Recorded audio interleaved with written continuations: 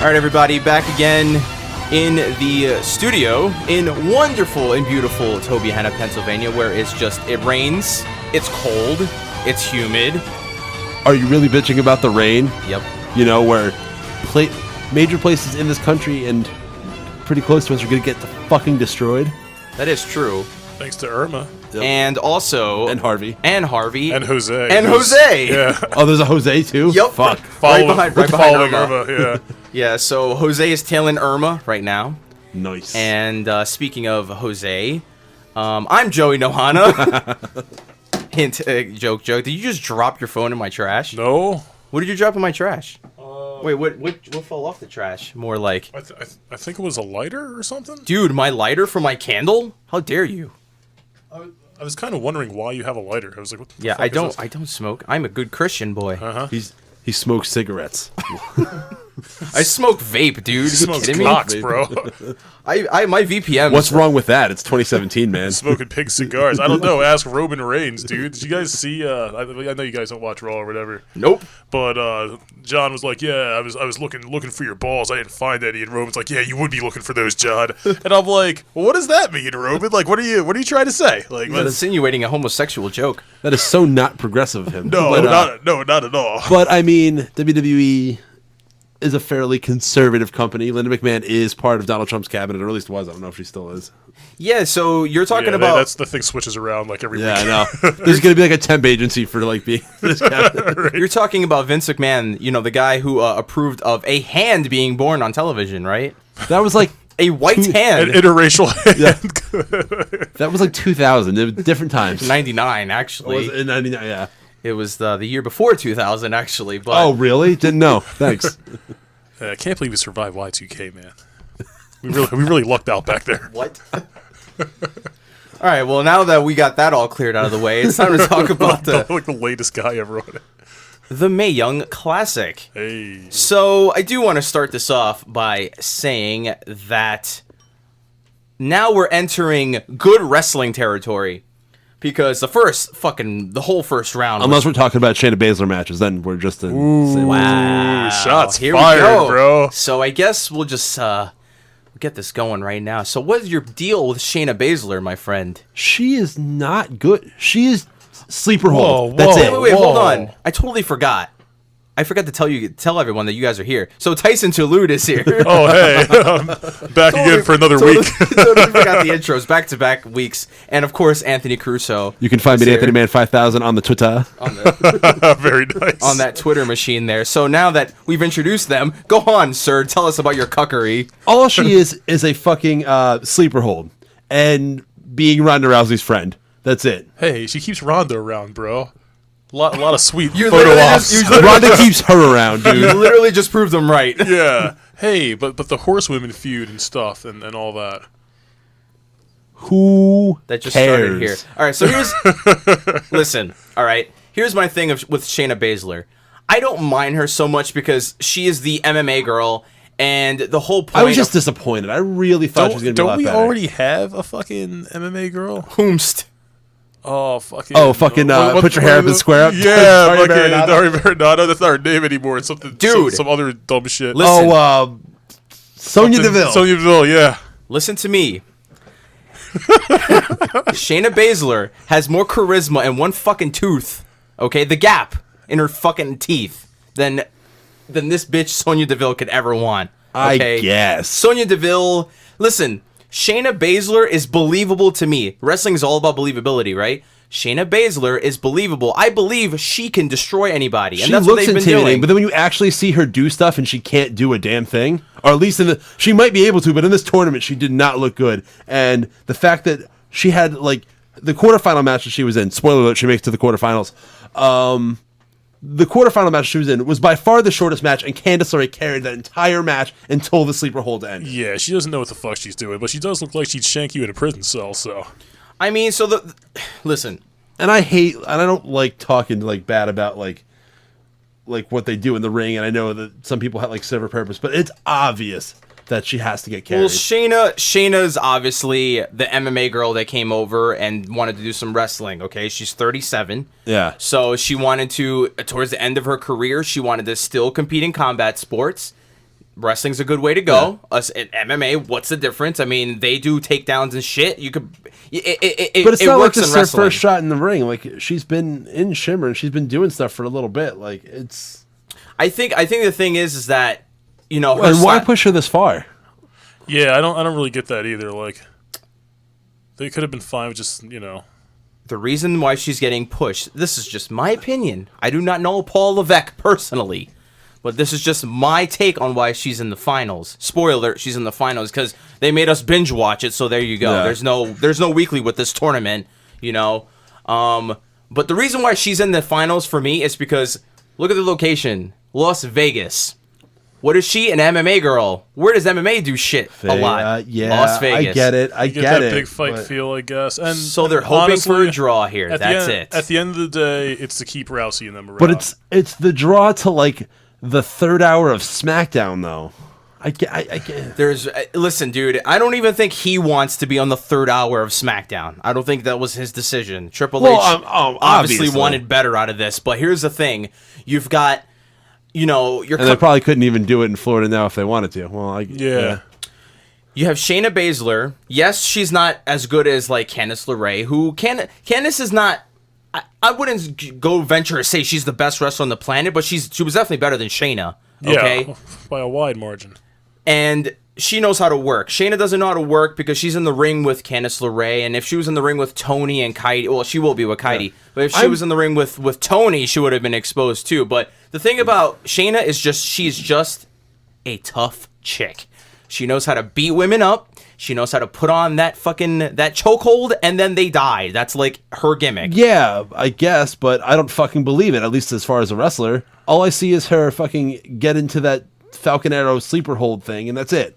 Or like just catch chicks out of like high spots. And look intimidating, but I don't actually believe that she she's better than any of these women. No, not at all. Definitely not from a wrestling standpoint. Like she goes in there, I mean, her strikes are all right, you know. It's a lot of like low kicks and stuff and like MMA shit, and like I just feel like we've seen it before, you know? Like we've seen the whole MMA crossover into like wrestling. There are girls that come across as like, yeah, I'm an MMA chick and I will do all these cool things. Then there's Shayna Baszler, who you don't ever want to go home with her because you know she'll kick your ass. She's intimidating to look at. If they wanted to use intimidating girls, they should have put Jazzy Gabbert in the finals. Yeah, she was. Oh yeah, well Jazzy was. Or they could have pushed a new girl, Bianca Belair. She looked pretty good for being a pretty green girl, and she looked kind of intimidating. She's an athlete. Yeah. Her background. I would have way more happier with Bianca Belair in the finals than. I might be the only one at this table that doesn't mind this because Shayna is. Listen, she's an MMA chick. They're in Vegas. Whatever. I just said that. MMA is destroying this company in every way possible.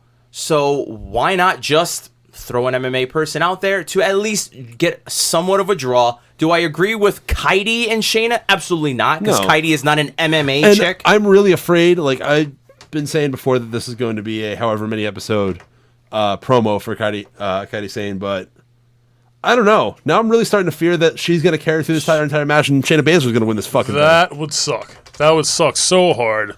Everyone's behind Sane, What a dude. fucking swerve that. Yeah, and I was thinking about that too earlier. I didn't feel that way until watching the last episode. because they're clearly pushing Shayna. Yeah. You know, so like I mean, they're clearly pushing Kaidi too. But yeah, but that would really suck. Kaidi's a good wrestler, a really good wrestler. Yeah. So, listen, they've got this angle with Ronda and the Four Horsewomen, so of course this is leading into something. Yeah. This has to. Oh yeah, no, have a payoff. they hinted at it way too many times. That So- fucking that stare off where fucking Marita couldn't stop smiling through the whole thing outside. Yeah, of Full Sail. what was her problem? Send for the man, because she was just corpsing this whole situation. Yes. She thought this was the funniest thing that ever happened to her. Boy, I just can't wait to get into a scrub with a little bar fight with Bailey.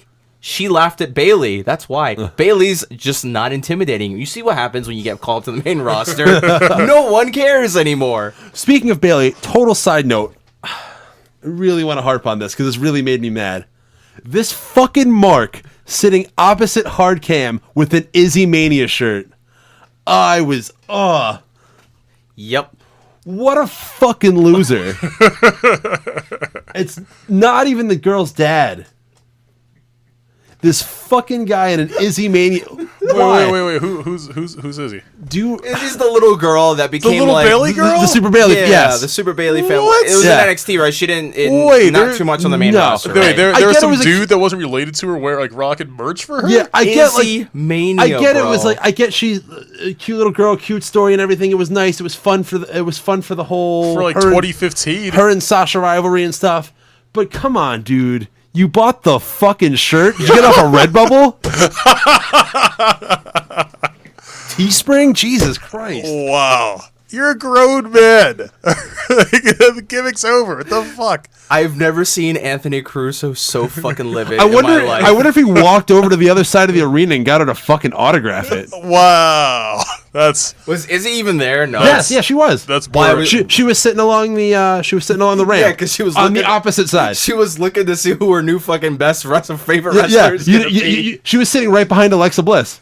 Oh, really? When she was Oh. there, because it was funny because someone put a picture of Izzy on like one of the wrestling pages I follow, and she was like, I guess all dressed up like Alexa Bliss, and was making fun of her for like turning on Bailey. Or Yeah, well, whatever. fuck Bailey. Yeah. Who cares? Yeah. But she was all dressed up more like Bailey. But yeah, and she high fived Kairi Sane in the semifinals too. So she, Yeah, dude, Izzy's no Izzy's basically like your run of the mill fucking NBA fan. Like they're Yeah. just gonna they're gonna Dude, I- bandwagon onto whatever that's good these days. I You know? can't wait for someone to show up in the fucking Brock Lesnar guy shirt. What an awkward moment that would have been. Bailey comes in and she goes, "Oh, Izzy, how's it going?" And she's like, "Who the fuck are you? Like, Yeah. leave me Right. alone, dude. Like, you were once relevant." Wow. It's really, really sad when you think about it, because in 2015 SummerSlam weekend in TakeOver Brooklyn, Bailey had one of the best matches of all time with Sasha Banks. 2016, The match after that was better, I thought. Asuka. No, the Bailey Sasha match after that. The Iron Woman yeah. match. Then they The good one where Sasha doesn't tap with 3 seconds left to go. Jesus fucking Christ. Well, that's a whole different story I don't want to get into. Next year, same weekend, had the big go-away match with Asuka. She gets called up 2017. They show her at SummerSlam, and they boo the fuck out of her. The same building. Yeah. They booed the shit out of her, dude. Bailey has been destroyed. Damn. Like, there is no hope for Bailey. Unless No. she, like, cuts all her hair off. It just becomes bald. She's and got starts, like, to do a sweet heel saying turn. racist- I can't wait for the Bailey heel turn. She needs to Yeah. start saying racist jokes. She's got to have a sweet heel turn, start showing the girls off a little bit, coming out, a little more skin. Yes. You mean Thought Bailey? Yeah. Makes Oh, her- my God. Yeah, of course. With a shirt that says slut on it. Throw some hoop-ass earrings on her, Give her a nasty attitude. Hey, you should work for WB Creative, because they're not very creative, so, go for it, my man. But I guess we'll get into this little tournament here. We're down to the Sweet 16. I did not call it the semifinals and the finals. I went the The Elite Eight, the Final Four? Yeah. I went the NCAA basketball route with all these little, titles here for all the rounds. So we're in the Sweet 16 of the Mae Young Classic, and we've got episode 5. I was wondering if any fucking progressive was going to say anything about it being called the Sweet 16 because they're girls and have no idea what the NCAA meant to it, but I didn't see anything about that, so I'm happy. If you had an issue with that, Yeah. go fuck yourself. I'm sure there was somebody that has no idea what the... Well, watch fucking NCAA sports. That reminds me of one of our good friends who doesn't watch sports, and it is a creepiest. Marcus? Yes, our good friend Marcus doesn't watch sports, and guys like him too. If you don't The watch weirdest any fucking dudes on the planet. if he doesn't watch any fucking sport. If you do not watch any fucking sport, like not even like tennis, why? Like, watch us one sport. There's gonna be one. I sport. know a couple guys like that That just is don't so watch fucking sports. weird. It is weird, yeah. My God, like, because you don't understand anything about competitiveness. Like, you have no idea what that I agree. feels like to to really get into that fucking mindset. And having a bit of competitiveness is, I think, is a good of course, thing to have in life. Yeah, these guys always turn out to be like dungeon masters or fucking bronies or something. Like, there's I don't know. I'm just saying. Yeah, they buy fucking New York Yankee hats that are blue and have the fucking white logo because they buy like all these different kinds of Yankee hats. I hate that shit with a passion. I saw some dude at my job today wearing a red Yankee hat, and not like the Fred Durst red Yankee hat. Like I was gonna say. like a burgundy.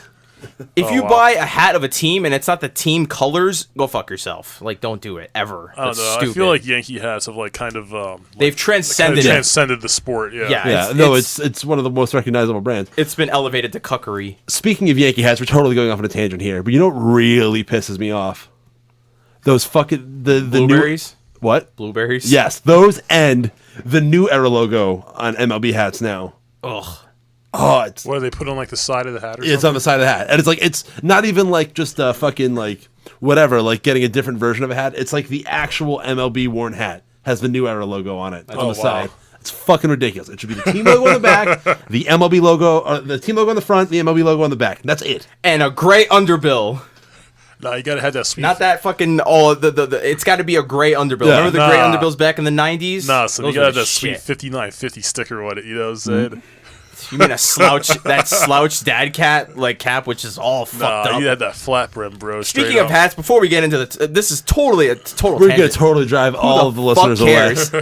No, but I'm gonna harp on your point. There is a Raiders hat out there because I'm an avid fan of collecting Raider hats, and there's a Raiders draft hat with the Raider logo, right? The nice little liquid chrome logo. Yeah.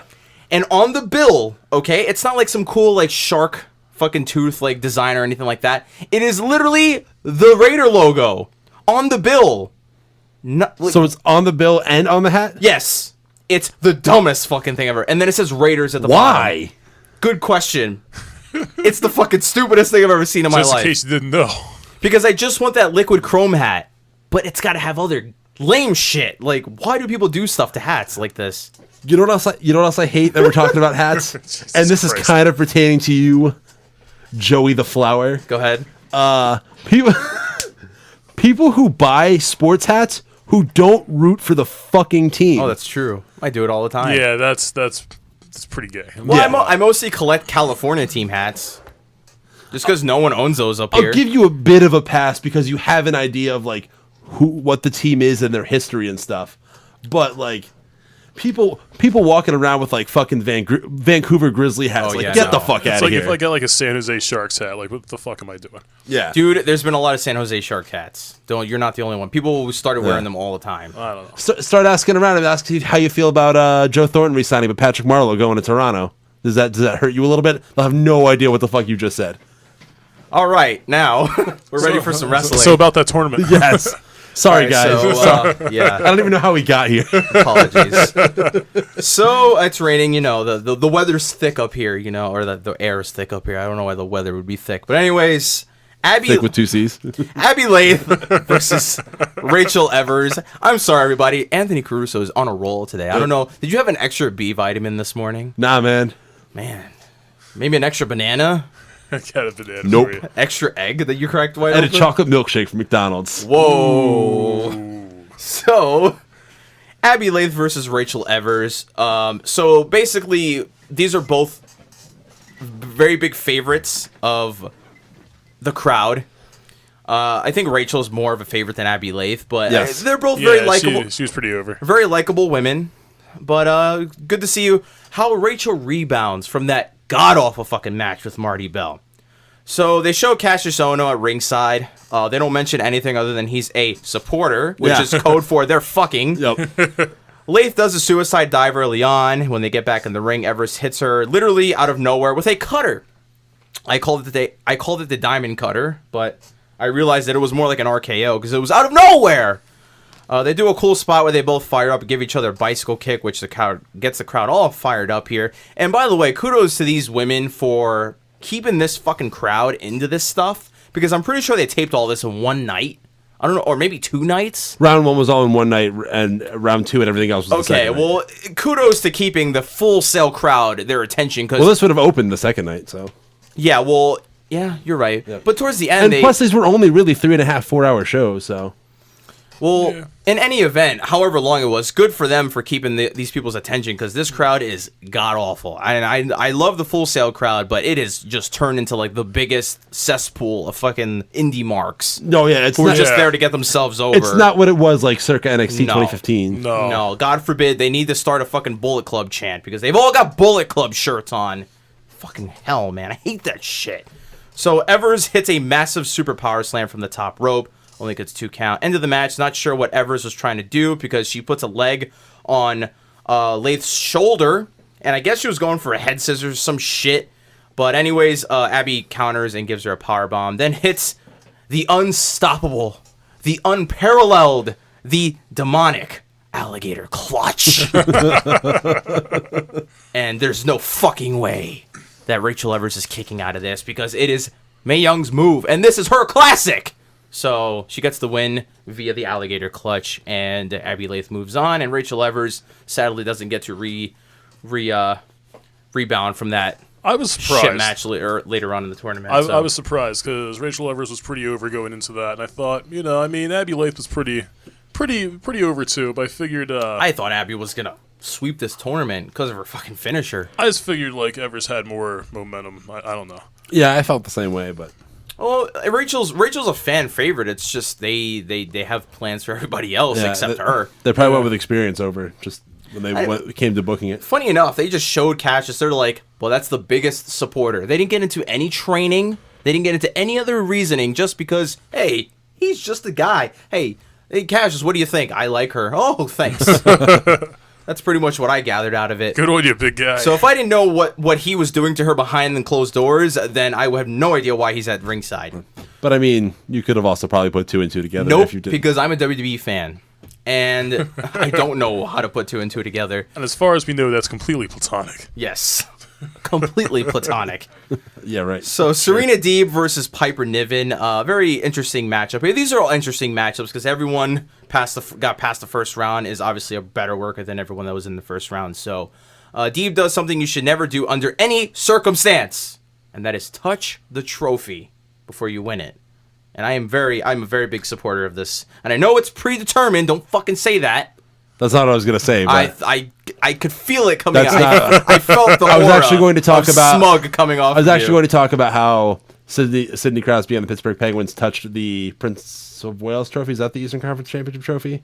Touched it one year and didn't touch it the other year, and they won back-to-back Stanley Cups. So, well, I would never do it. I wouldn't do it either. But, I would never and do it. I'm not even really superstitious, but I still wouldn't do it. Well, I would never do it. So, because every woman that came up to the trophy, I'm like, you better not fucking touch that trophy.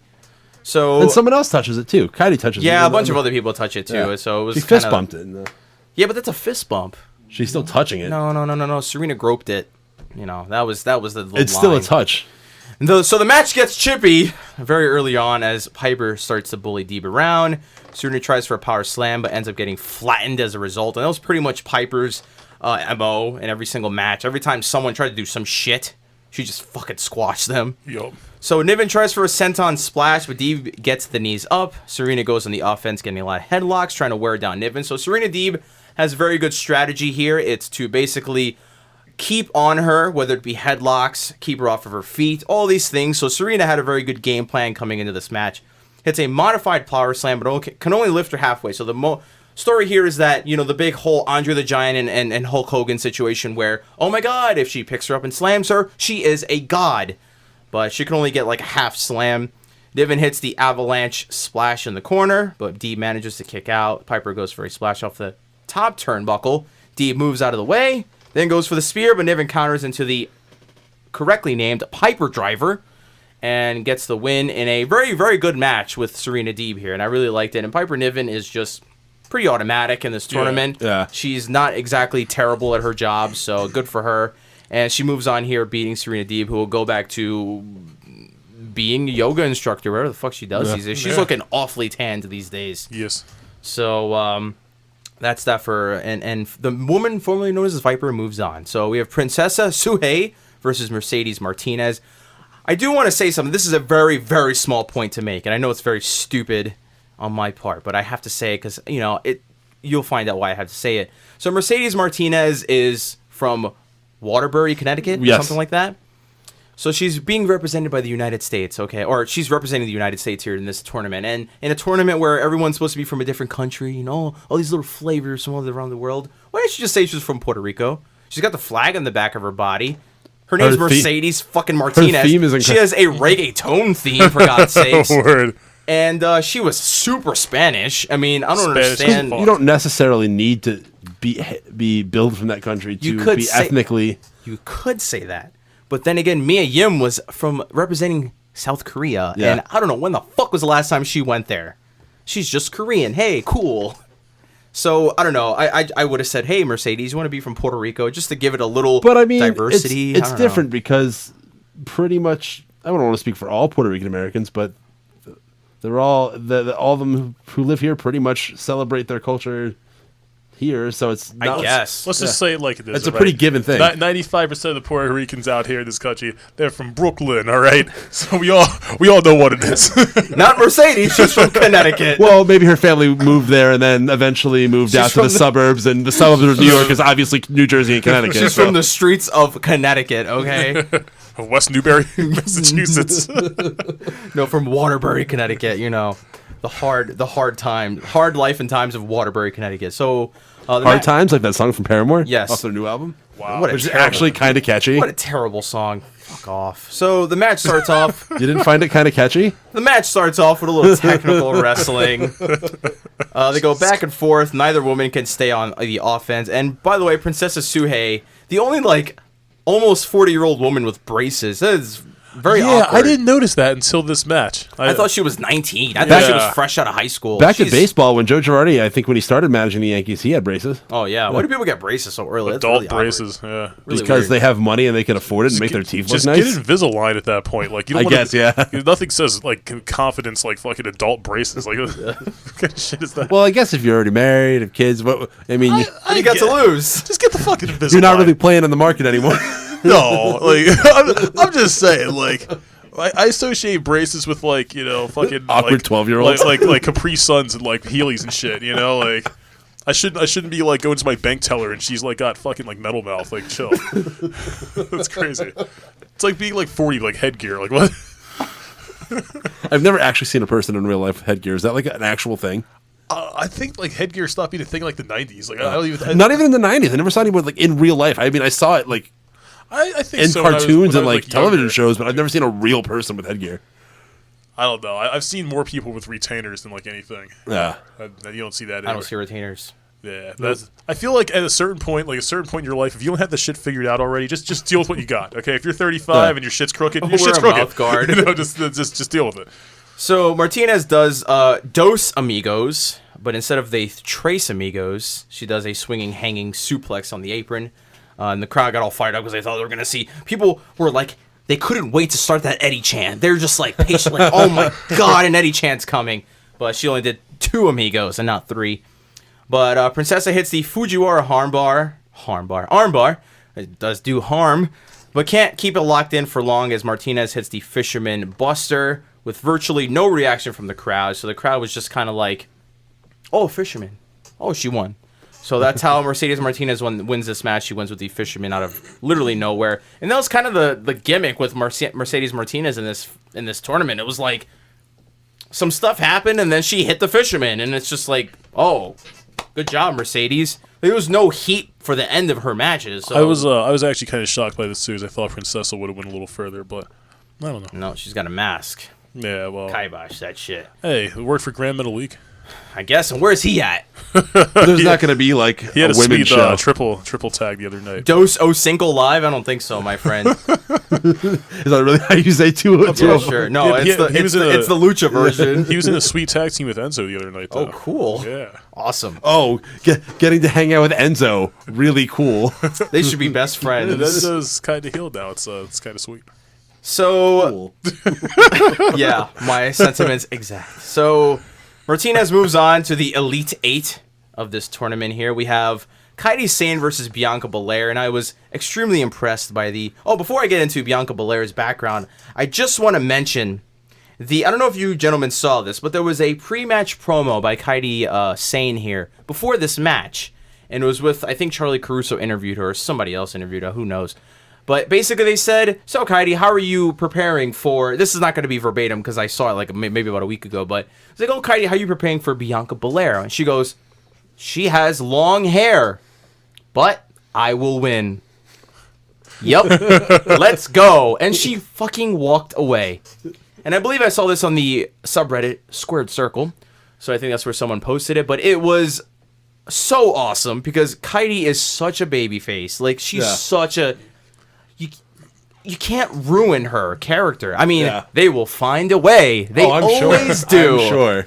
But, I mean, at least in NXT, they know what they're doing. But if she ever goes to the main roster, that's it. Her career is over. Yeah.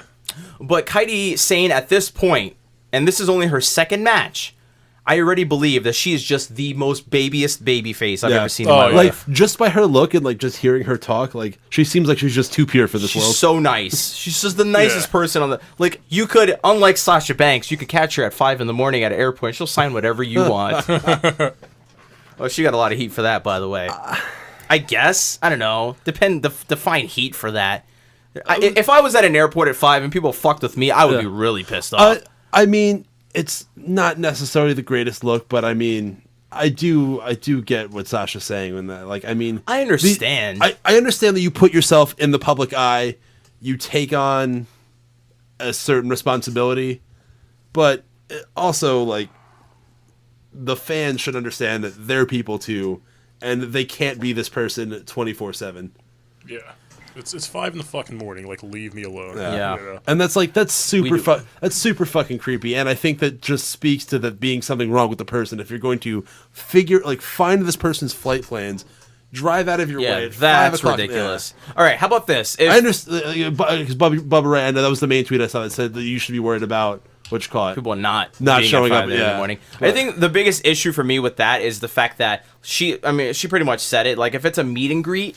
Like, fine, that's the place and the time to do it. The designated working hours. But if you look up, if I ever become a wrestler and someone looks up my flight times, I'm going to be very fucking pissed off. Because I'm already an extremely personal person as it is. Yeah. So if someone already looks that shit up, I'm going to be extremely livid. Google your itinerary and shit, like, make sure they're there waiting. Even just by random chance in public, if I randomly saw a famous person, I would never go up to them. Like, if it wasn't, like, a public thing, I would never, like, if they were just, like, trying to live their life, I would never go up to them. I would freak out, but I wouldn't approach them. I would be like, hey, man, that's awesome. I just walked past this so-and-so, but I wouldn't never go up to them. Like, spoiler alert, like, I'm going to really make myself look bad here, but I am a huge NASCAR fan. And there goes the views. Yes. Right. And in my place of work, when NASCAR comes up to where we live to race, they come to my line of work, and I saw Rusty Wallace at the bar at my job, and I could have easily went up and said hello to him, but I didn't. That was a really cool thing to see, but he was trying to enjoy his night. He was not working, and I just walked on by. Hey there, Plus, aren't you Kyle Busch? Get her done. Doesn't he say that? Don't they all say that? No. Okay, I'm just checking. I don't think they all do. There exists a large subset of NASCAR and motorsport fan that are not Southern rednecks. While that is the public perception of most, and news to me. This guy drives a fucking new Altima and he loves NASCAR. I mean, there's guys out there with like pick-em-ups and that they fucking watch NASCAR. Yeah, it's really funny. My little brother, super fucking redneck, doesn't really watch NASCAR. Nothing redneck about me. Love NASCAR. Yeah, there you go. And I guess some girly country pop, but so does a lot of other people, so fuck off. Hey. It's 2017, man. You can do whatever you want. Yeah. So, basically here, Bianca Belair, what I meant to say was that... How do we get on these fucking tangents? Shut up. Don't worry about it. They'll forget all about it. Shit. Is the fact that JR went on and on about Belair's background, how she was like top 5 in the country in women's basketball, and she went to Tennessee and all these great... I'm like... That is a legit athlete, and she looks like a legit athlete. She's got a fucking 6-pack and a half, dude. Yeah. That is a very athletic-looking woman, and I buy her being a competitor here in this tournament. So, and she looked like for being pretty green, she looked solid in the ring too. She was not that bad, and she went up against Kairi Sane here. Yeah. So Belair beats up on Kairi for a bit, so it was mostly like Belair getting the heat a lot during this match. Blows a kiss at Kairi, but Kairi catches it and throws it on the ground. And then proceeds to stomp on it. There was a whole gimmick here. Yeah. It was quite entertaining. It looked very cartoon, and I hate to bring it up because she's Japanese, but it looked very anime-esque.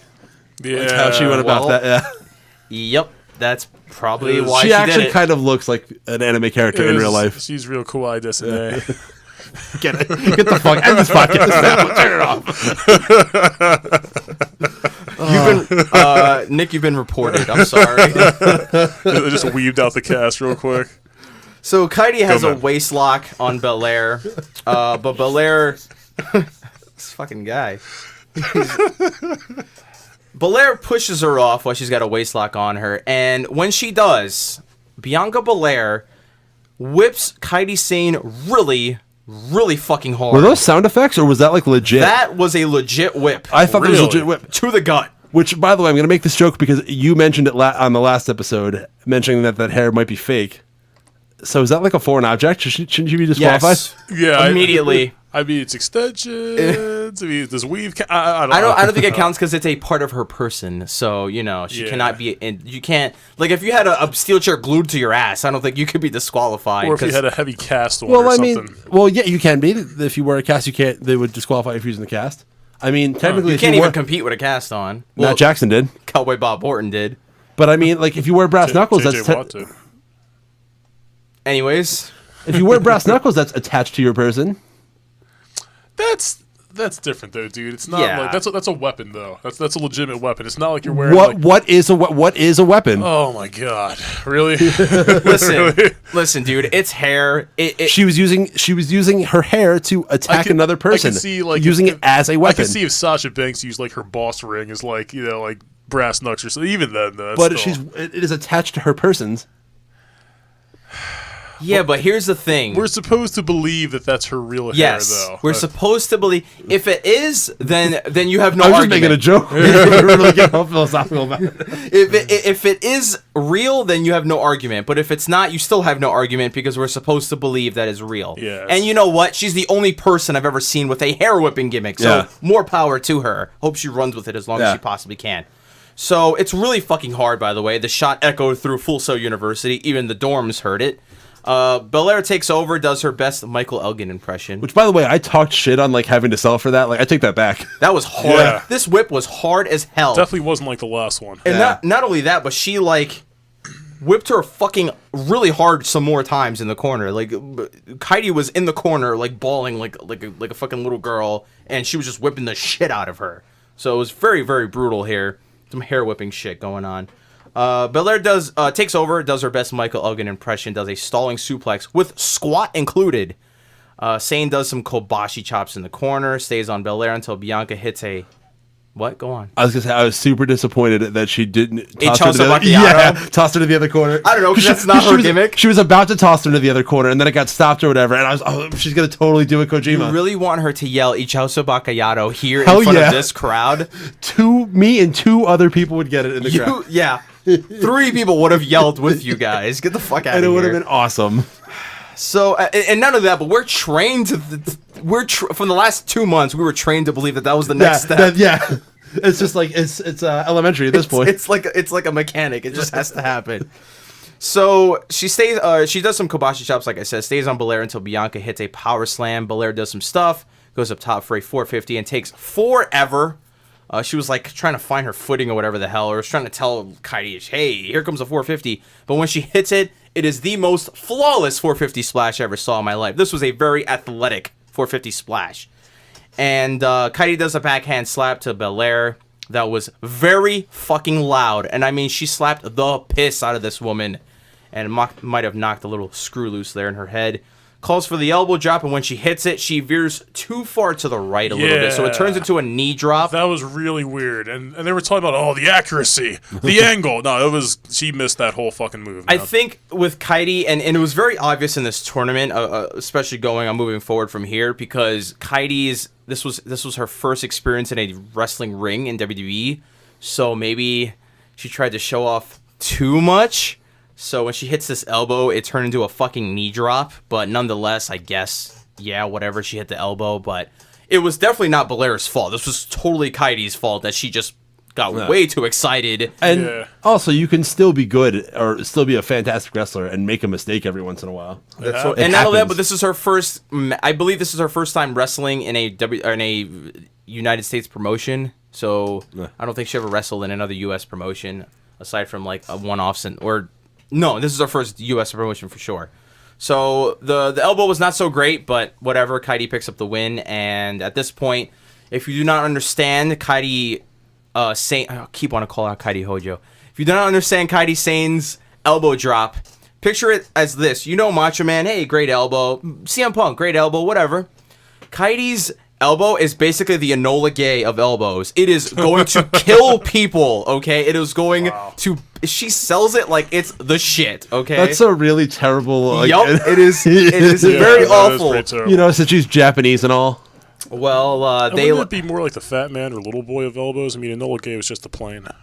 Oh, that is right. Yeah. Well, I thought Enola Gay was a nice thing to say on the air, so that's why I said it. But there you go. Yeah. Wow, that is a racially insensitive joke. Yeah, that's not terrible. really. Not really. They have it's the Hiroshima of elbows. I mean, it's funny, but it's not really, because they have two guys. Oh, is it too soon? No, not really. Well, Scoreboard, baby.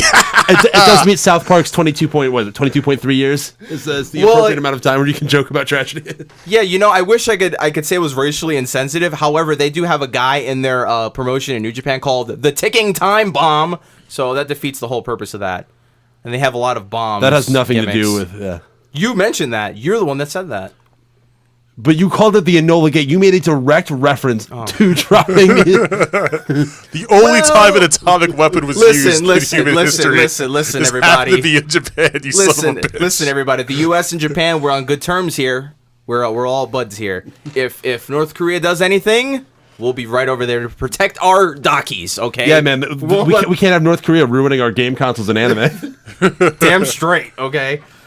But that joke is totally okay to say these days. Now, that was the end of episode 5, so Kaidi moves on, and basically at this point, if everyone hasn't figured it out, Kaidi Sane is pretty much a go here for this entire tournament, and people should have realized this by now, but we'll see what happens. So we have episode 6. Beginning of this was Lacey Evans versus Toni Storm, and I feared for this match. Me too. Because I really didn't want to see Lacey Evans win this fucking match. Because I really like Toni Storm. I really like Toni Storm, don't give a fuck too. about Lacey Evans. Because Lacey is the big performance girl, or performance center girl, and JR just keeps hitting it home. Hey, she was a Marine. Yeah. You better fucking cheer for her. Because if you don't, you are a racist. And you don't support our troops. That's you right. ain't American. And you are a bigot if you don't root for Lacey Evans. And she has a daughter. What's your fucking problem? Do you hate daughters? And you're part of ISIS. Do you hate America and daughters? Well, you better cheer for her then. That's what it felt like. It felt like he just kept saying, the only Marine. She's a Marine. Hey, guys, a Marine. So basically, they're basically telling... And I do So her and the Miz have something in common.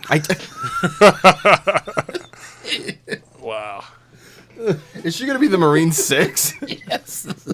What a... Dude, you're pitching great ideas here. Anthony's on a roll today. She wasn't just any Marine, dude. She was part of the SWAT team. She was a part of the SWAT team. Yeah.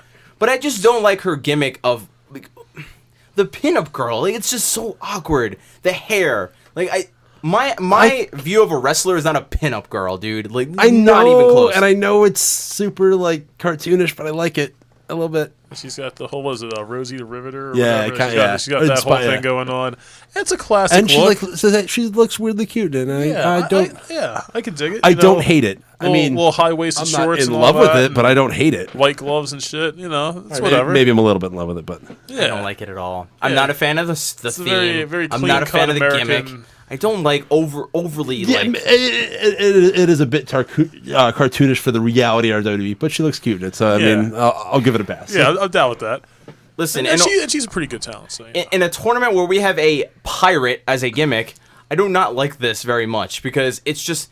At least Kaidi looks presentable. Like the gimmick ends once she gets in the ring. She takes off all this shit. She's not a pirate. She really does add more to just being a fucking anime character, like looking like an anime character. Yeah, she definitely looks. She is like the human. She is a human anime character. She looks exactly like May in Guilty Gear. It's awesome. She is built for WWE. She's a gimmick, and it's perfect because she's like actually a gimmick, and she lives that gimmick all the time. Like a cute little fucking anime pirate. Can't go wrong. But with Lacey, I just think if her hair was just not, in that weird fucking, what's it called? The curls? Yeah. Yeah. Just don't do that. Don't wrestle with those, and don't wrestle looking like a pinup girl. Not a fan. Not a fan. As opposed to Toni Storm, who wears eye black indoors. And a tidy top hat. Yes. She doesn't wear it in the ring, you asshole. She takes it off. Well, she still wears eye black indoors. What, the fucking... She's going to get blinded by the sun in the arena? Right. In just her right eye? Hey, you like that shit. Don't lie. You totally like the eye black. I didn't say I didn't like it. You're just the one who's harping on fucking... On gimmicks. Pin-up gimmicks, of course. So Evans does most of the work in the beginning. Storm does 2 hip attacks but can't hit a third. When Evans tries to win with a schoolgirl pin, JR says Storm did one bump and grind too many. Evans stays on the offense for a bit longer. Did you like that one? Until Storm hits the backstabber in the corner, JR says some code breaker action in the corner. Hits a Northern Lights. Called it a code breaker. Hits a Northern Lights suplex, but Evans lands right on her fucking head, and it was completely obvious that she landed right on her fucking dome when this happened. Storm hits the Strong Zero neck breaker to move on to the Elite 8, and that is that. Now, I do want to bring up a point that is just blasphemy in this tournament. The Strong Zero. Does anyone in this company know what a Strong Zero is? Nope. It is a fucking pile driver, okay? It's what her finisher is, right? It's what she's been doing. They didn't know what the fuck a Strong Zero was. They put the finisher Strong Zero. Well, that's Rocky Romero and Trent's Strong Zero. This is Tony Storm's WWE Strong Zero. Okay, so you mean to tell me the Strong Zero has multiple meanings and multiple moves that are attached to it? That is bullshit, my friend. I guess sometimes it's a pile driver, sometimes it's a muscle buster. She did the Okada neck breaker, right? Yeah, or pretty much an air raid crash, pretty much. Okay, they called it a Strong Zero. She did the German to Piper, also called a Strong Zero. Then she did the muscle buster to Kaidi, also a Strong Zero. Lita fucked How many it up. Strong Zeros are there in Lita this fucked company? it up when she announced it, at least with the Kaidi one. Point being, the Strong Zero is a pile driver, and they just totally didn't just called it something else, like the Strong 1. I don't know, something else. The Strong 2, 3. She had 5 different finishers for the Strong Zero. So, I mean, I don't know. It was very awkward to me, at least. And I had to look it up again. I had to go, I'm pretty sure a Strong Zero is a fucking pile driver. So Well, Rocky Romero and Trent didn't wrestle in the WWE fucking together guy. with that, using that move, so whatever WWE decrees is what it is. That's gay. So we have Mia Yim versus Shayna Baszler. And sadly, I knew where this was going. This was the only match in the tournament that towards the end, I was hoping that the reality was not going to set in. Because I love Mia Yim. I really, really do. I like Mia Yim. She's a wonderful wrestler. And she just, things happen. Well, anyways, Baszler is making her entrance. They show Bayley, Charlotte, and Becky at ringside. So, of course, they want everyone to believe that they were there all night long. But they just came out for this. And by the way, I think that's hilarious. Like, oh, here's Cassius Ohno. Oh, here's Johnny. And then after the match that they're there to watch is over, they fucking go away. So here are the WWE horsewomen. They're at ringside. They paid lots of money for these tickets. Which, by the way, why does WWE keep contracting Sarah Jessica Parker? Wow. And Sasha Banks was conspicuously absent from the proceedings. I wonder what that was about. Too busy There's a getting joke. mad at fans. There's a joke about Sarah Jessica Parker and having a horse face, and that was... Oh, I appreciate it. Yeah. I appreciate it. Nero. Yeah, went over my fucking head. So basically, the story here is we have 2 sets of horsewomen at ringside. The real one. So what, and the fucking cast of Monster Musume was there? Wow, dude. What a prick. that fucking interview with Monster Girls or whatever the fuck that show. Oh, my God. What an obscure reference here on this wrestling podcast. Whatever, we're already talking about a kind of obscure thing. That is true. So I'm sure there's quite a bit of anime wrestling crossover here. I hope. So basically, People are gonna be really fucking sick of me after this shit. Yeah, dude, your gimmick is stale now. So basically, the whole story here, and there's gonna be a payoff at some point. There has to be. Is that, oh hey, we're the horsewomen. Oh hey, we're the horsewomen too. Oh hey, we're real. Oh hey, we're not. That's kind of the gimmick here. So Shayna hits some stiff kicks early on. JR says, you know how people go to the mall? I think Shayna goes to the mall just to beat people up. If Shayna has nothing else to do but go to the mall to beat fucking people commit up. assault. Yeah. She went to the mall to beat people up. I'm pretty sure she'd be in prison. Listen, I had to rewind this 3 times to understand what this fucking guy was saying. He basically said, hey, you know how people shop? everyone. If she did that, she'd be in the new season of Orange is the New Black. Yeah. So Shayna goes to the mall just to pick on people at Victoria's Secret. Like, why? Hang them upside down and shake them down. That's such a specific place. Like, why couldn't she go to like a supermarket or like a library or Whole Foods? I don't know, somewhere else. It was just hilarious. Why can't she just beat people up at the pharmacy? But then if he would have said pharmacy, he would have said, "Why did he say pharmacy? Why didn't he say the mall?" I don't think the mall would have been on my list. It was probably the first thing that came to his head. And why specifically the mall? That's what I'm saying. Go to the mall. JR's of an older generation where the mall used to be like the thing to do. Cool thing to hang out on the fucking, like, to put your foot up against the wall and wait for people to pass by to beat them up. Like, give me a break. We were all kids once. We all hung out at malls. When she goes to the discoteca, she most of us go there just to dance, but she goes there to beat people up. So the audience at home is to believe that Shayna Baszler and her group of thugs wait at the mall to beat fucking bystanders up for literally no reason and not get arrested, because clearly they wouldn't be in attendance for this tournament if they did. So Mia does a suicide dive to the outside. Crowd gets all fired up for this. Shayna does some joint manipulation on the ankle of Yim. Does a very impressive gut wrench slam. Yim keeps up with Baszler, dealing out the strikes just as she's receiving them. Yim tries for a cannonball, but Shayna rises up in time and nails her with a knee lift. It was very brutal. She literally was running full speed at this woman, and she got up and kneed her, like, with the very tip of her, like, with the very fucking top of her fucking knee, right to her goddamn face. Baszler catches Yim in an ankle lock that looked like it might end the match here, but Yim gets out of it, hits a powerbomb pin, but can only get can't get the 3. Yim goes up top for a 450, but gets caught in a chokehold. When she, upon landing, she gets put in the chokehold, and Yim has no choice but to tap, because if you are in this tournament and you are facing Shayna Baszler and you get put in a chokehold, you are going to die or tap. Either one. So, of course, Yim taps, and here's where I said to myself, come on, Mia, please. Mia, I believe in you, Mia. This was the only match I did this with where my belief was up here. I hung it up for a little bit, and I was a little boy again. I was like, Mia, you got this. I believe in you, but of course reality kicked in, and of course Baszler has to win this match, but I was really pulling for Mia here. I really, really wanted her to win, because I do like Mia Yim, and I hope she comes back at a later date. But Baszler afterwards has a little stare down with the other four horsewomen, or 3 horsewomen, and obviously teasing something in the future. So this match wasn't bad. Her and Yim worked very good together. Yim is a striker, and of course Baszler's obviously a striker, so more like a bully. But no, they look good. They look good together. Yeah, Baszler, basically Shayna Baszler's whole gimmick is like, hey, you're a wrestler? Fuck you, give me your lunch money. That is like her whole gimmick here, because obviously she's not a wrestler. So she's like, I hit girls for real. Yep. So you have to therefore tap to my chokehold. Mm-hmm. I would love to see Shayna Baszler versus Marty Scurll to see who could get the better chokehold on somebody else. Shayna Baszler tapping to the chicken wing. Imagine that one. So we have Dakota Kai versus Rhea Ripley.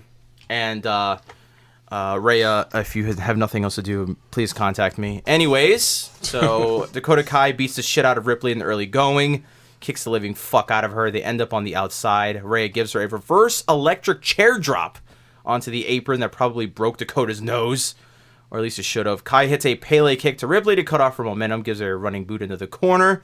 That was extremely brutal to watch. Ripley tries for a superplex, but Kai knocks her down and has her in the Tree of Woe position. And Dakota just fucking double stomps the shit out of her boobs and kills her, and gives her and pins her, and that is it. So Dakota does the fin off of the top, and does the fucking fin to a Tree of Woe victim here. And it's a brutal fucking move. That was by the way, pretty to watch. raunchy, yeah. And this made me very sad, because of course Rhea Ripley is my low-key waifu in this tournament.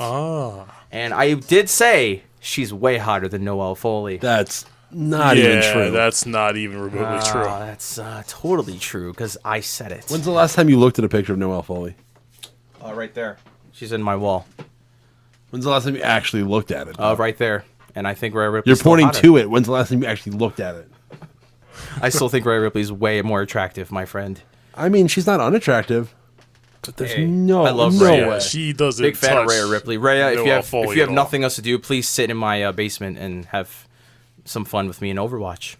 So you could drink some sugar-free Red Bull while we play some competitive. So we have Nicole Savoy versus Candice LeRae. Savoy's whole gimmick here was because the fans were chanting for Candice, she had to immediately stretch LeRae, throws her around. LeRae tries to get something going, but Savoy is one step ahead of her every single time. So Candice can't really get anything going here against the Queen of Suplexes. Using some MMA maneuvers, trying to keep the match on the mat, LeRae tries to fire up, but gets hit with a German. Savoy dominates most of this match. They fight for control on the top rope until LeRae just hits the swinging DDT off of the top. Mrs. LeRae's wild ride. And that is it. So basically, the story here is Nicole Savoy whipped her ass, and Candice just did the DDT Pretty and much. won. So that was it. Candice moves on, and I thought Savoy should have won this match because of the way she kicked her ass. Yeah. Probably, and I guess like Candice gets her payback in the next match she has. So I suppose, but my thing about wrestling is like, I just hate matches like this, where one person is visibly dominating, and then someone just does something and wins. Yep. Don't buy it too much, but whatever. Got to push Well, I mean, it's gotta Miss Gargano here. it's got to happen sometimes. I mean, sometimes you just get lucky at one spot, and Yeah, but a swinging DDT? I mean, a super kick maybe I could buy. it's a finisher. I don't know. Don't buy it at all. There was no... It's like in a baseball game where a pitcher's dominating, and If she worked the neck and then dropped her with it, then I would feel, be totally I understandable. feel like it's too big a move to just like go over with no build. You know, you're getting your ass whipped the whole time, and then you have virtually zero offense on your part, and then you just magically just Win. swing neck breaker out of nowhere. I'm not a big fan of stuff like that. I think it's either you win, your finisher sets up, or you set up your finisher by working whatever part that your finisher pertains to, as opposed to just, hey, doing it, and that's it. She didn't work her neck over this entire match. 'Cause then you're just hitting a finisher on a virtually fresh opponent, and it's like kind of takes you out of it. Yeah.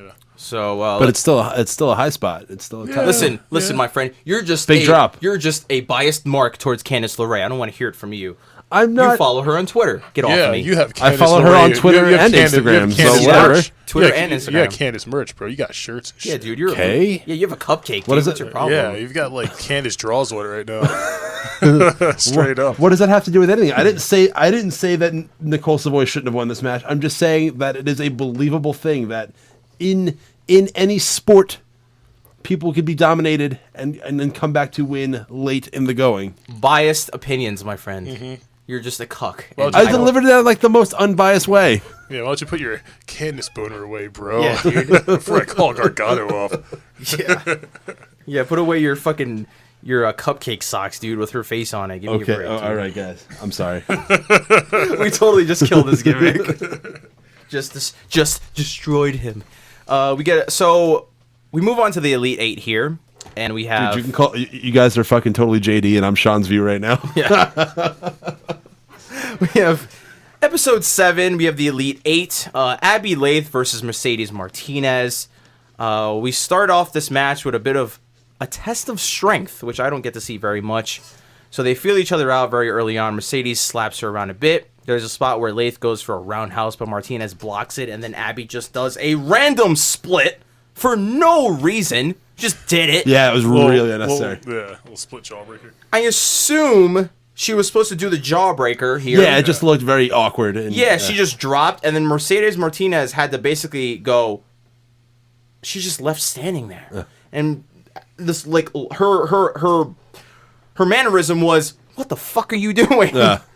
So I felt really bad for Mercedes. It was a very awkward fucking position. I'm sure for they her to talked be in. about it and just someone fucked up the timing. But either way, that's still just an unnecessary thing Very to do. weird. So after There's this, a lot of potential to go wrong and look really bad. she eventually hits the split-legged jawbreaker. Lathe fires up with a series of chops, and then Abby does a splash to the outside. Looks like Martinez got the better end of it, since Abby had a way harder landing than Mercedes did. They do some stuff. Lathe tries to fire up towards the end, but nothing comes of it. Lathe just tries to put on the alligator clutch. Now, here's the thing, Abby, okay? That's like me just going for a schoolboy, just randomly in the middle of a match. No lead up, nothing, okay? No big move, just, hey, good opinion. She just goes, I'm going to put on this fucking alligator clutch because no one kicks out of this shit. But she does not get to put it on, and Martinez gets up and drops Lewd with the Fisherman Buster, and that is it. So I like how this is Lewd's hurry-up offense here. So Mercedes... Her 2-minute drill. Yeah, her 2-minute drill. Mercedes' 2-minute drill is Fisherman, Fisherman, Fisherman, because it's a move and it's impactful. Abby's 2-minute offense is, gotta put this alligator clutch on.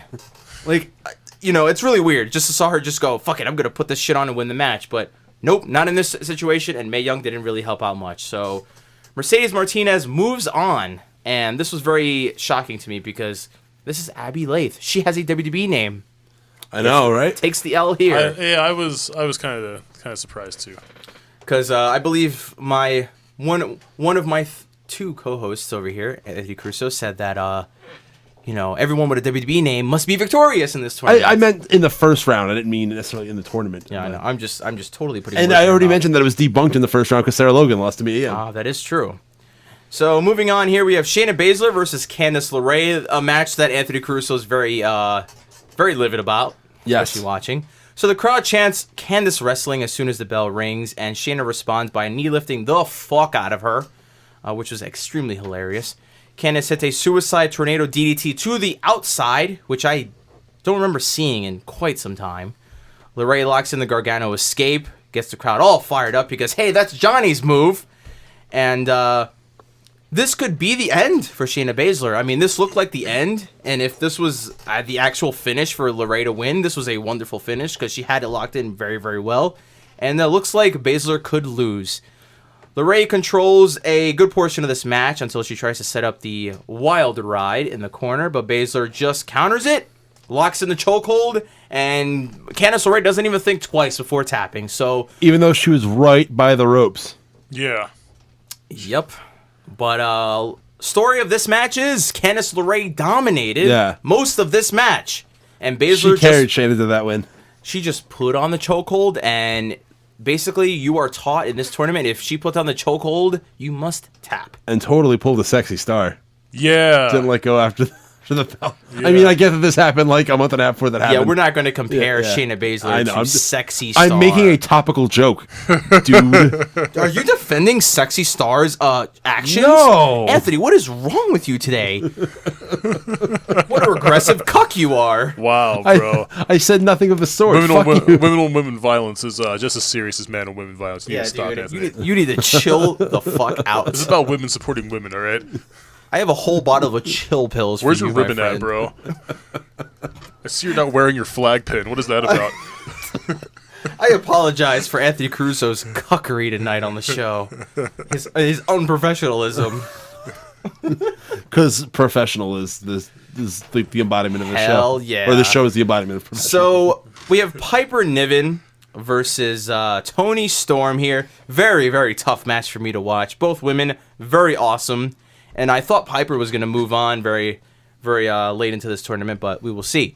Niven and Storm do some great grappling early on. Yes. It eventually ends in a double bridge handshake. Yeah. Which was awesome. That was pretty cool. This was awesome. It was kind of cheesy in like the greatest way ever. Yeah. Storm tries to get cheeky with a little bridge taunt, but Niven just fucking folds her by squashing her, and that is not a way to get squashed by being in a bridge position. Yeah, it's awful. Niven tries for the Piper driver, but Storm drops her with a backstabber, and of course JR said backstabber this time. Good for him. Niven misses a cannonball, then gets killed with an ass attack. I refuse to call it a hip attack. It's a fucking ass that is hitting you in your face. Yes, therefore, it is a ass attack. Niven, and that goes for Taguchi. He also throws ass attacks. Well, he uses the funky weapon. And Naomi uses the rear view, so. I fucking hate you guys. It is an ass. So Niven hits the Piper driver, but Storm kicks out. So at this Billy point, Gunn must be the biggest Toni Storm mark. He should be. I would rather see Toni go up against Tanahashi in that shit match of the G1 Climax special. So Storm kicks out of the Piper driver, which is we were taught to believe that this was the kibosh to anyone's momentum, but she kicks out, and at this point in time, I realized Toni's winning this fucking match. Yeah. So Piper tries for the second rope springboard splash, and before that, she goes, "I'm sorry, Toni. I must kill you. I must delete you with this splash." She goes up top, but Storm catches her right before she could drop down and gives her a super German suplex and then hits her with the diving leg drop to put away Piper Niven and get the 3 count here. Now I was like, holy fuck, Tony's moving on. Yes, I'm really glad that she was the one girl from the pajama party to make it this far. So. Season 2 of the Pajama Party. Yes. All 3 of them were in it. Kaylee, Kaylee, and Tessa. The Pajama Club. And, of course, our co-host Tyson Lewd knows nothing about Pajama Party. Which, by the way, if you want a very enjoyable watch, get a Stardom account and watch Season 2 of Pajama Party. I think I saw an episode or 2. Yeah, you came in my room when I was watching it. Yeah. Just a bunch of girls talking about their favorite wrestlers and geeking out over Shawn Michaels. In their pajamas, yeah. In their pajamas. It's some fucking back alleyway in a fucking backstage lot sipping or fucking Franzia. I think it's like a hotel room. It's not the hotel room. It's in the middle of the hallway. Drinking a little white Ziff. At Corkin Hall or something like that. It was very campy, dude. They put a flag up, and that was like it. I'm pretty sure it's in a hotel room. Listen, I was there. I filmed it. I filmed the shit. Fuck you. So you know that girl Asuka pretty well then? Yep. So Dakota Kai versus Kairi Sane. And for 2 women who come across as really wholesome, clean baby faces, they beat the fuck out of each other in this match. So Kai showed a very mean streak early on, trying to beat up on Sam before she could get anything going. They go back and forth. Nobody could hold the offense for very long. Kai hits the Yakuza kick in the corner. Then tries to hit the True double stomp, but misses and comes up selling the right knee. So the first woman in this entire tournament to sell a body part. I don't know if this was I don't know if this happened in her prior match, but apparently the knee was an issue here for Dakota Kai. Sane takes advantage and hits the flying elbow. Kai tries for the Yakuza kick, but Kairi catches her, drops her with a wicked fucking Alabama slam. Now, usually, she does the Alabama slam to set up the elbow, but instead of just, hey, an Alabama slam, she fucking dropped this chick like a ton of bricks. And it was loud, so loud that the ref had to go, Dakota, are you alive? So, after this, Kairi goes up top and does a beautiful fucking elbow drop. Way better than the one against fucking Bianca Belair here. It was smooth, and that was it.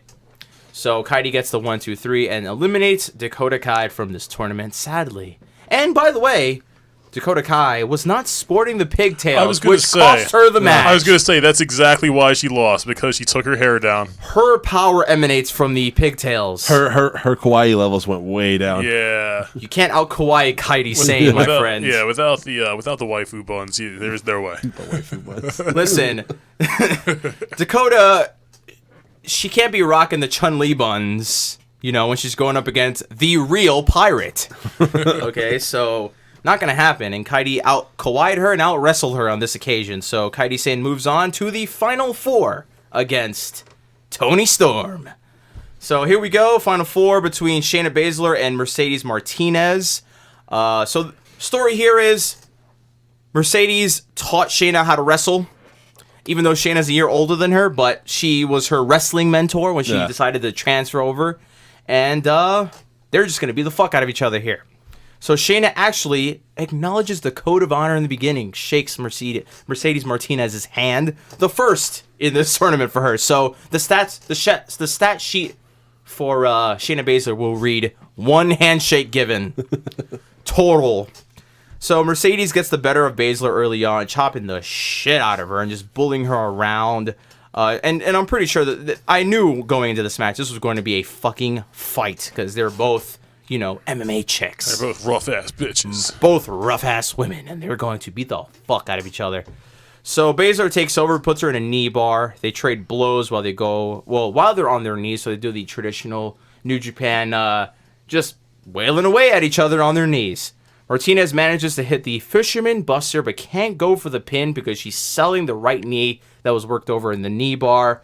They do some stuff. Martinez desperately tries to lock in the Fisherman Buster again, but Baszler cuts her off, hits her with the Kirifuda driver, which is the suplex into the gimmick, the fucking chokehold there. And Martinez doesn't put up much of a fight because you can't last more than 5 seconds in this fucking chokehold, and she taps out. So Shayna Baszler is moving on to the finals against whoever it may be, Toni or Kairi. We already spoiled it already. So. Listen, don't fucking ruin this for me, okay, Anthony? So we get this moment here where Stephanie and Sarah Amato and Triple H are in the ring, and I thought this was hilarious because while they're in the ring, willing to offer some adulation to Shayna Baszler, the very best part of this was there's an angle, right, on Shayna, right? They're showing Shayna, and she's like, got her hands up or whatever.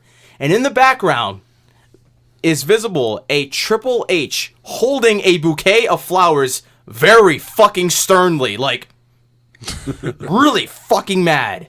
Okay, not like he was pissed to be there, but just the fucking Triple H stare.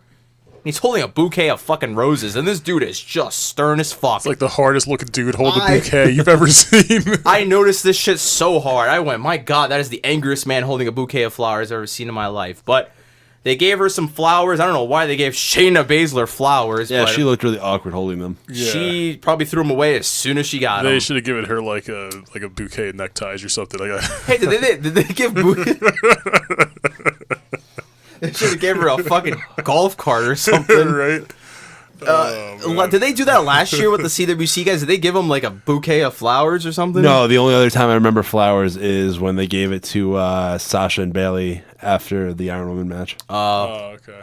Well, basically, because I got flashbacks of Stardom here. You know how Stardom, they have the pageantry before their big title matches. They give flowers to the competitor or the challenger and the champion. So I got that real Stardom vibe from it. But whatever, you got to make it feel like They're women, so they like flowers. Yeah. So. Yeah, I don't know. I still feel like Listen, Shayna would have been more comfortable with like a pack of Gillettes or something. I'm just saying. Excuse me, sir. I enjoy myself a bouquet of roses. How dare you? You've seen them before. I have. Yes, this is a real thing that happens. Are you saying roses are for women? You regressive cuck. What a queen. I'm saying it is a generally feminine thing. You're on a roll here, my friend, of being offensive. I'm not even saying that that's what I would do. I'm saying that that's WWE's, I don't want to say sexist logic, but... They should have just gave her a pack of Gillettes. Yeah, that would have worked. Right? Just a fucking beer, or like a 6-pack. Because God knows what she did afterward. Probably gave it to Marina, who was probably like the girliest one in that whole clique. So that's that. And Shayna Baszler moves on to the finals. So she will compete on the live finale after SmackDown at 10 fucking o'clock at night. So get ready for that. Hopefully they have enough sleep before then.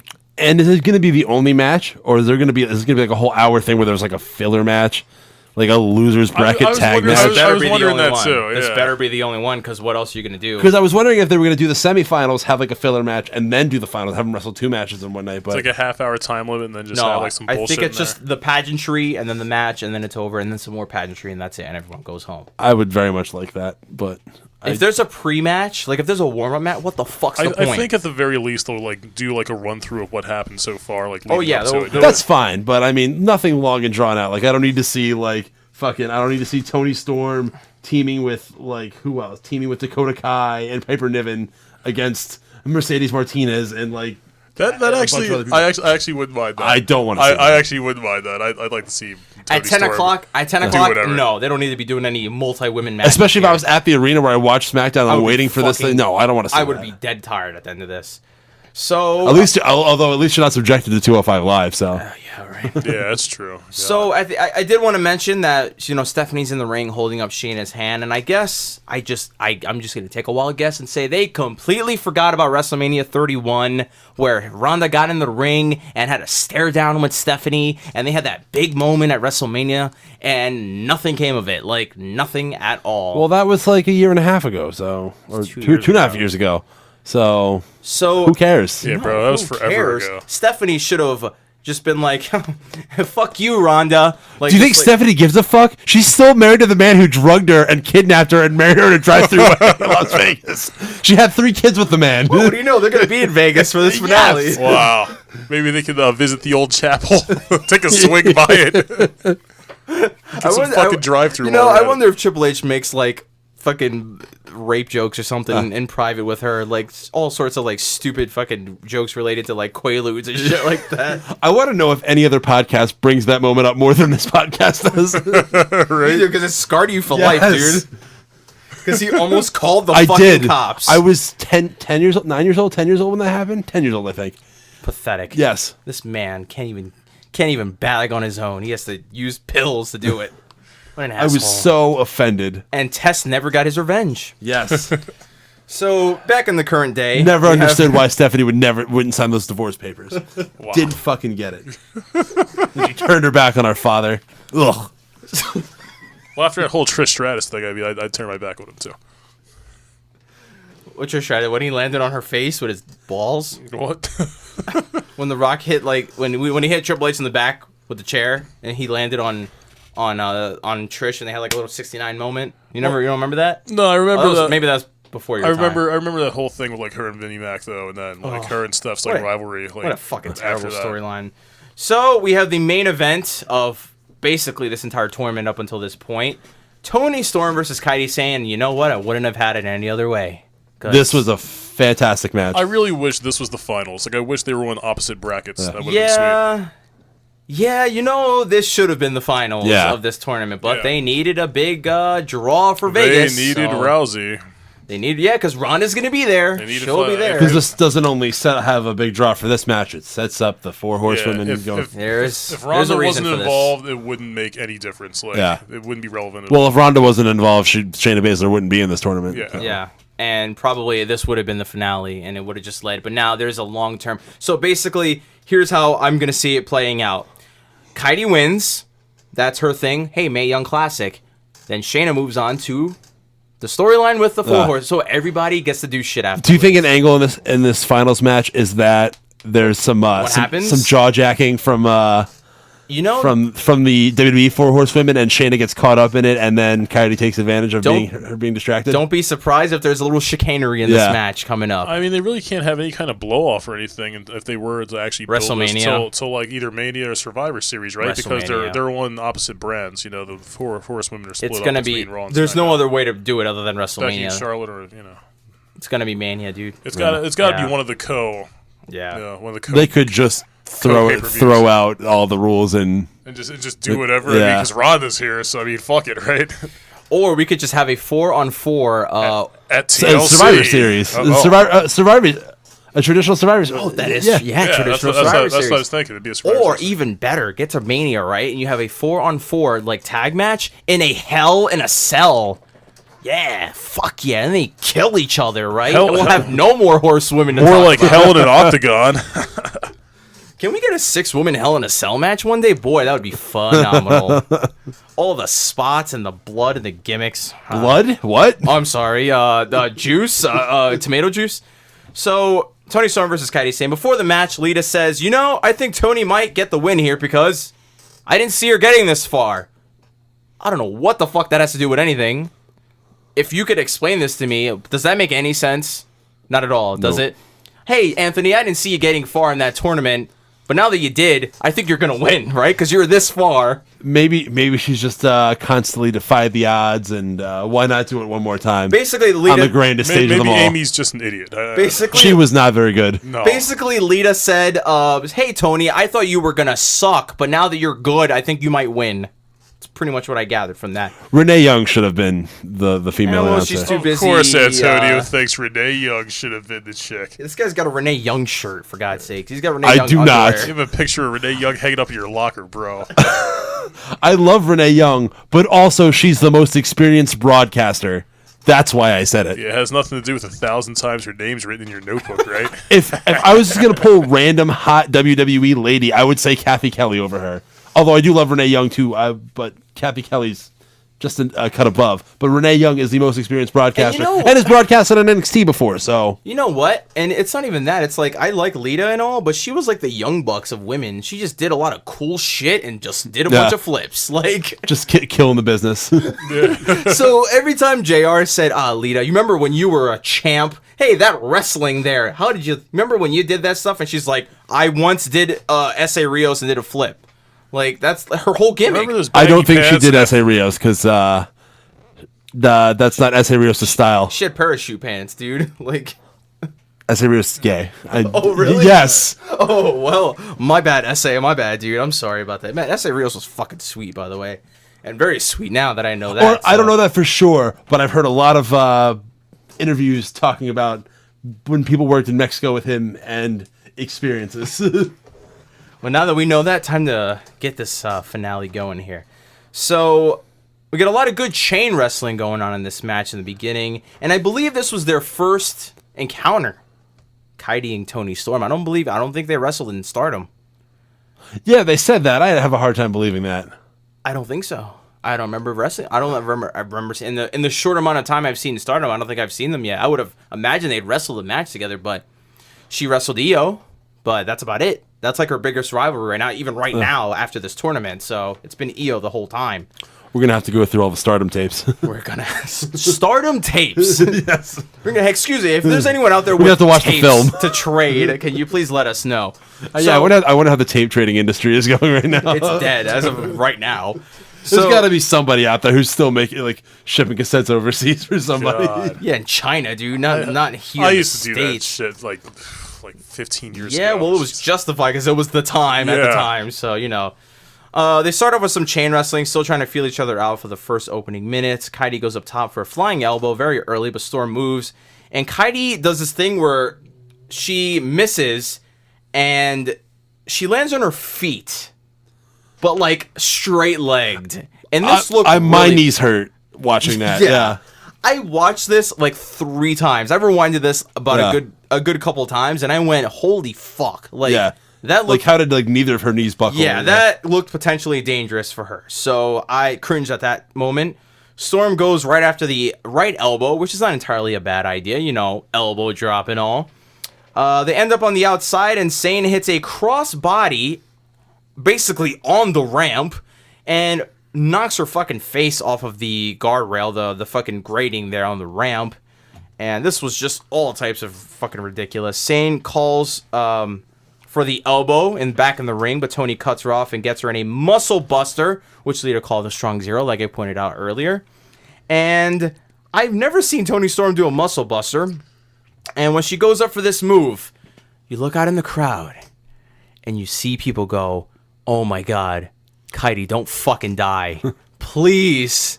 One guy almost gets killed from a muscle buster, and they think it's the end of the world. Oh, you should have saw this. There was a woman in the fucking crowd that when she saw this getting set up, she went, "For the love of God, don't kill her. Please, she just got here, dude.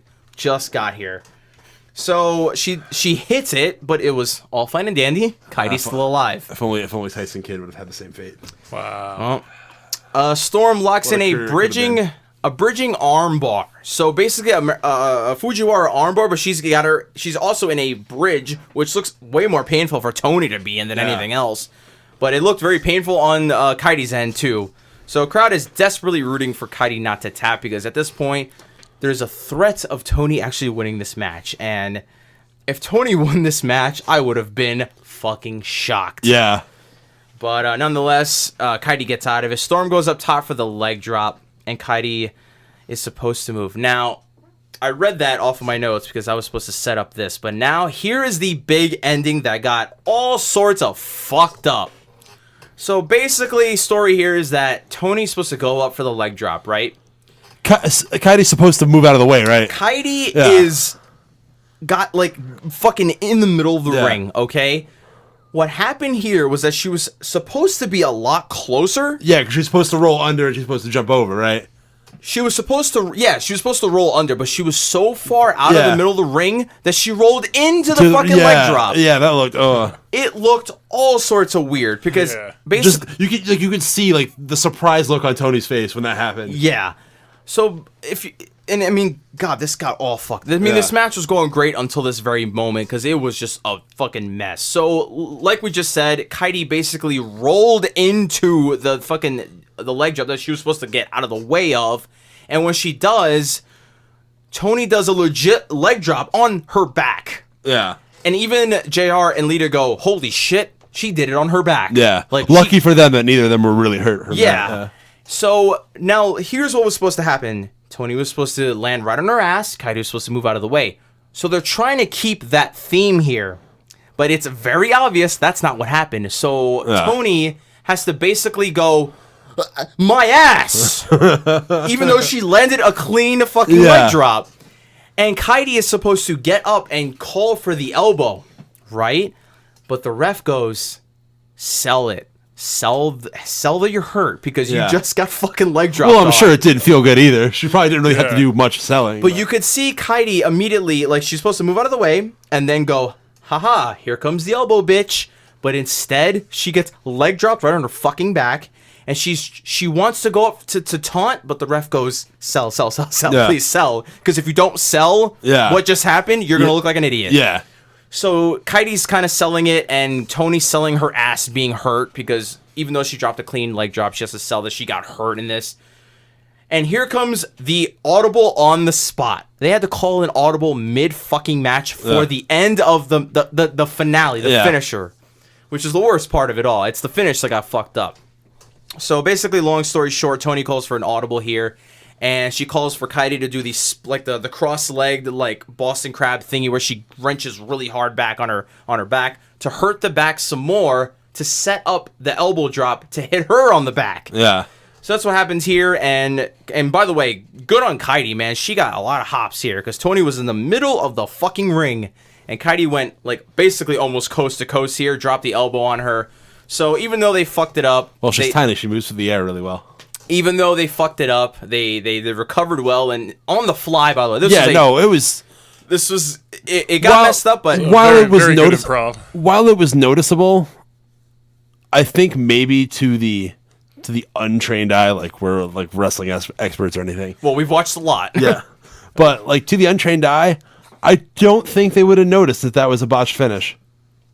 Yeah, but it looked good, and they made it work for what it was. So they recovered well. I will give them that. It just sucks that like the timing obviously, the timing was just poor, and it just kind of ruined because it's the finish. Yeah. You know, like if it was mid match, I would get it, but this was like the finish. But for what it was, they did the best they could. It was fun. It was good. And not only that, but to not panic and call an audible there mid match is a talent for Tony Storm, who's 21 years old, and calling audibles like that in the middle of the ring. So Kaidi gets the win after the elbow drop to the back of Tony Storm, and of course they have the little pageantry. Everyone comes out. You know, Kaidi's like 4 feet tall compared to everybody else.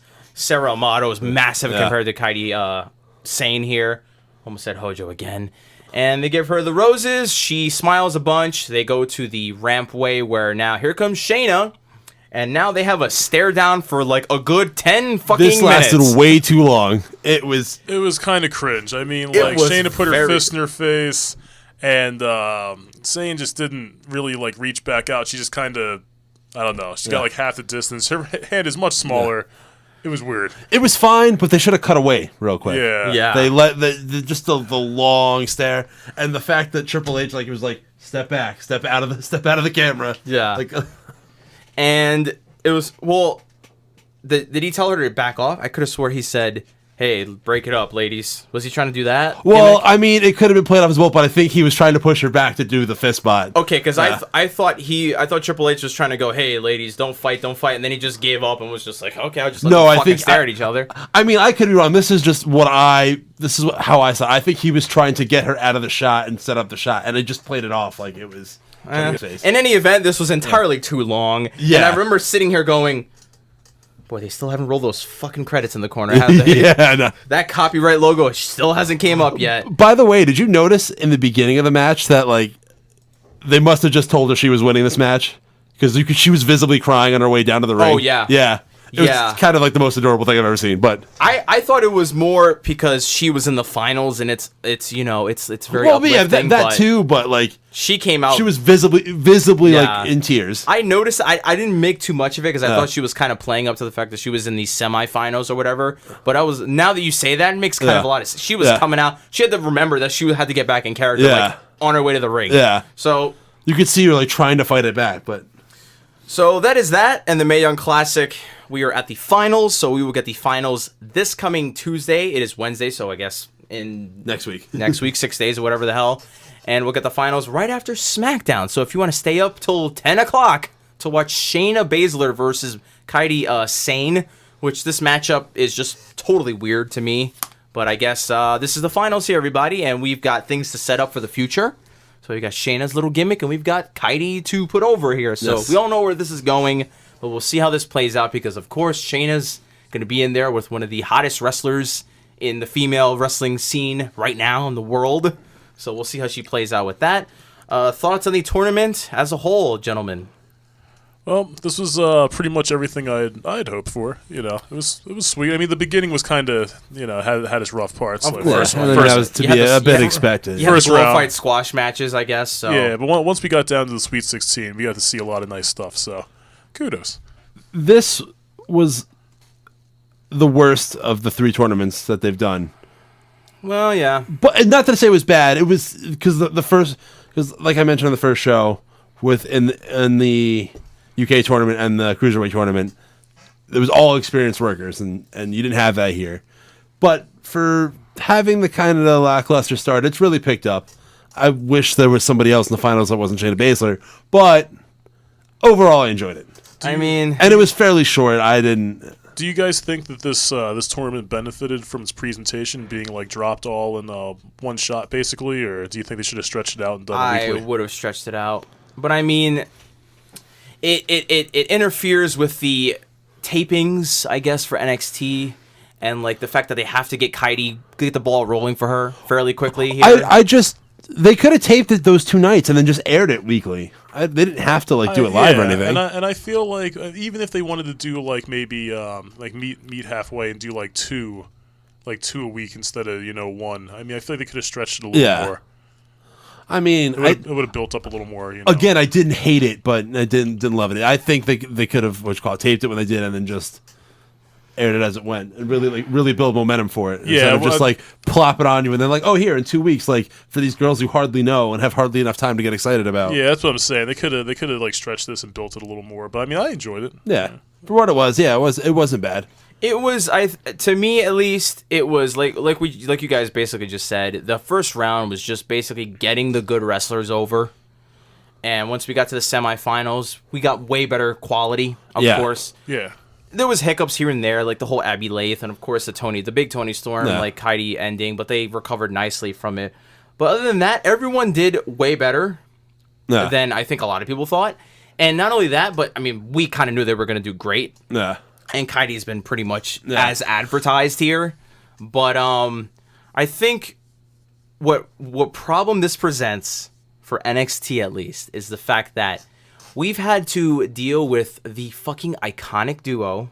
We've had to deal with, like, fucking all this terrible shit going on in the women's division. Then we get this influx of, like, good workers. Well, what they really should do is have Asuka, when she's healthy, just go right to the main roster. Call the iconic duo. Get them all out of there and revamp the women's division. Yeah. I think that's where we're at here, because now you've got... Put the belts on, like, Ember Moon, and then revamp the women's division around her with all the new girls. So who all got signed again? Anyone with a name. Dakota Kai, Piper Niven, Abby Lathe, Sarah Logan, Rachel Evers. Kaidi, obviously. I almost did it now. Yeah, right. It's so easy to say, Kaidi Hojo. I would expect Shayna Baszler. I wouldn't be surprised about Candice LeRae. Of course. Well, Candice is boning Johnny Wrestling. How could she not get signed? Even though she should have been there before he was. Yeah. But, I mean, here's my hopes. And these are 2 women. Obviously, I've said it before, and I'm going to say it again. If you think you're alive, you're better off dead. Oh, man. You beat me to it. Two women I really, really hope that they... Because I know some of them aren't going to get signed, and they might look at other people. Because there's no doubt that people are going to get signed out of this. Because there's just no way. Yeah. Like, if you don't sign Jazzy Gabbard, like, what the fuck? Yeah. Yeah. She should be signed. She fits right in with all that, with the WWE logic. Candice should be signed. I don't see how they don't sign Tony Storm out of this. And Tony's got some stuff going on right now. She's got a lot of things going on. But I mean, like, they can let her finish out whatever she's got going on. No doubt. Two people that I really, really hope, and I think you might know where I'm going with this, is Mia Yim and Mercedes Martinez, because they both did great in this tournament. Mia did wonderful, and Mercedes did, obviously, she made it to the fucking Final Four. I don't see why not, and she's older now, she's at the twilight of her career. I don't know if they'll sign Mercedes Martinez, because they already got, first of all, she's older.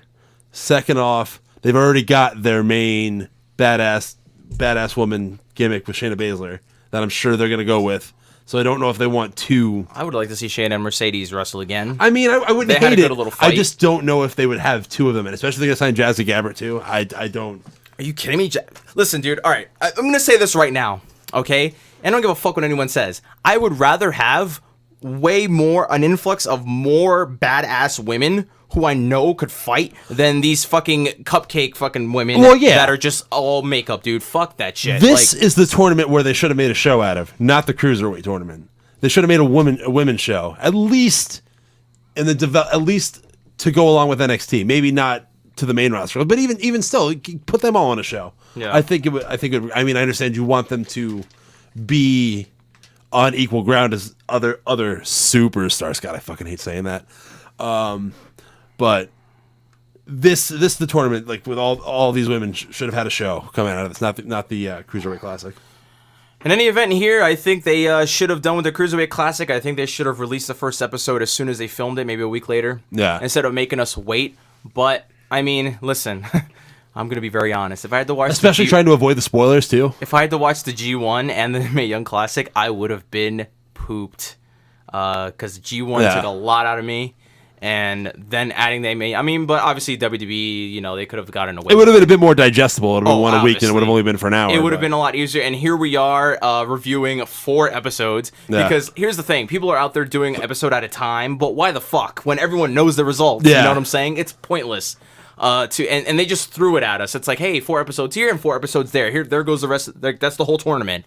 So, easily digestible would have been a lot better. Go route this way. I don't like the binge. I don't binge wrestling. I think binging wrestling is a terrible idea.